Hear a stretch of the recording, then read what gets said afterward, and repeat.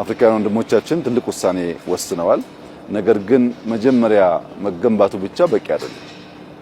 ይሄ በጣም ብዙ ሀብት የሚፈልግ ብዙ ዕውቀት የሚፈልግ ትልቅ ፋሲሊቲ ስለሆነ በገባነው ኮሚትመንት መሰረት ይሄን ተቋም ደግፈን ሙሉ በሙሉ ራሱን ችሎ ረን የሚያደርግበትን መንገድ መፍጠር ያስፈልጋል።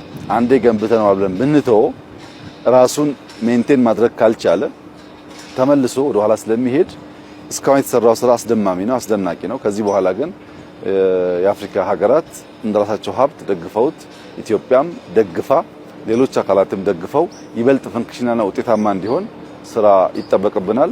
ዛሬ ባየነው ስራ ግን እጅግ ተደምመናል። በጣም ቆንጆ ፋሲሊቲ በሀገራችን በመዲናችን እንዲኖር ስላስቻለ ይሄን በመደገፍና ይበልጥ ፈንክሽናል እንዲሆን በማገዝ የበለጠ ውጤታማ እንዲሆን ለማድረግ እንሰራለን።